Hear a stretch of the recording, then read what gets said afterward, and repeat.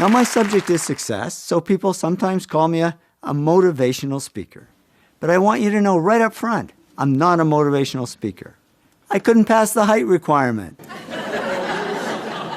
And I couldn't motivate anybody. My employees actually call me a demotivational speaker. What I try to be is an informational speaker. I went out and found out some information about success, and I'm just here to pass it on. And my story started over 10 years ago on a plane. I was on my way to the TED conference in California, and in the seat next to me was a teenage girl, and she came from a really poor family, but she wanted to get somewhere in life.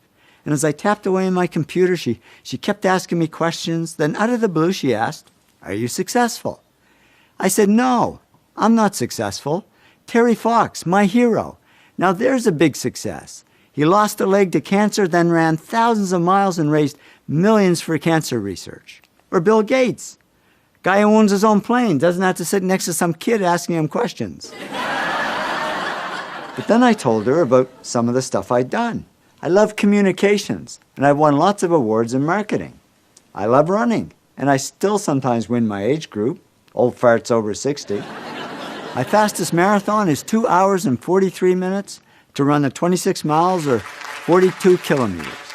I've run over 50 marathons on all 7 continents. This was a run my wife and I did up the Inca Trail to Machu Picchu in Peru. And to qualify for the 7 continents, we had to run a marathon in Antarctica. But when we got there, it didn't look nice and calm like this. It looked like this. The waves were so high we couldn't get to shore. So we sailed 200 miles further south to where the seas were calm and ran the entire 26-mile marathon on the boat. 422 laps around the deck of that little boat. My wife and I have also climbed 2 of the world's 7 summits, the highest mountains on each continent. We climbed Aconcagua, the highest mountain on the American continent, and Kilimanjaro, the highest mountain in Africa. Well, to be honest, I puked my way to the top of Kilimanjaro. I got altitude sickness. I got no sympathy from my wife. She passed me and did a lap around the top while I was still struggling up there. In spite of that, we're still together and have been for over 35 years. I'd say that's a success these days. So I said to the girl, "Well, you know, I guess I have had some success." And then she said, "Okay, so are you a millionaire?" Now, I didn't know what to say, because when I grew up, it was bad manners to talk about money. But I figured I'd better be honest, and I said, "Yeah, I'm a millionaire, but I don't know how it happened. I never went after the money, and it's not that important to me." She said, "Maybe not to you, but it is to me. I don't want to be poor all my life. I want to get somewhere, but it's never going to happen." I said, "Well, why not?" She said, "Well, you know, I'm not very smart. I'm not doing great in school." I said, "So what? I'm not smart. I barely passed high school. I had absolutely nothing going for me. I was never voted most popular or most likely to succeed. I started a whole new category, most likely to fail. But in the end, I did okay. So if I can do it, you can do it." And then she asked me the big question. "Okay, so what really leads to success?" I said, "Gee, sorry, I don't know. I guess somehow I did it. I don't know how I did it."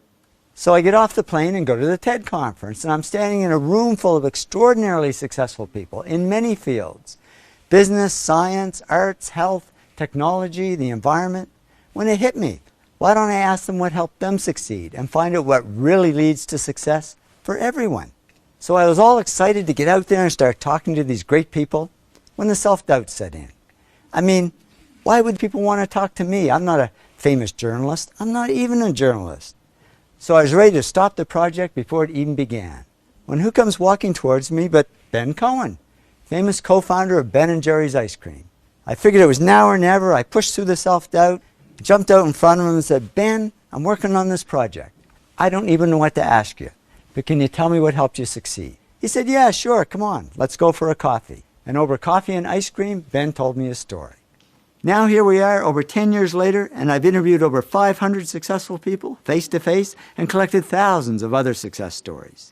I wanted to find the common factors for success in all fields. So I had to interview people in careers ranging from A to Z. These are just the careers I interviewed beginning with the letter A, and in most cases more than one person. I interviewed 6 successful accountants, 5 corporate auditors, 5 astronauts who had been into space, 4 actors who had won the Academy Award for Best Actor, 3 of the world's top astrophysicists, 6 of the world's leading architects, and, oh yeah, 4 Nobel Prize winners. Yeah, I know, it doesn't start with A, but it's kind of cool. And I want to say a sincere thanks to all the great people that I've interviewed over the years. This really is their story. I'm just the messenger. The really big job was taking all the interviews and analyzing them word by word, line by line, and sorting them into all the factors that people said helped them succeed. And then you start to see the big factors that are common to most people's success. Altogether, I analyzed and sorted millions of words. Do you know how much work that is? That's all I do, day and night, sort and analyze. I'll tell you, if I ever get my hands on that kid on the plane, actually, if I do, I'll thank her, because I've never had so much fun and met so many interesting people. And now I can answer her question. I discovered the 8 traits successful people have in common, or the 8 to be great. Love what you do. Work really hard. Focus on one thing, not everything. Keep pushing yourself. Come up with good ideas. Keep improving yourself in what you do. Serve others something of value, because success isn't just about me, me, me.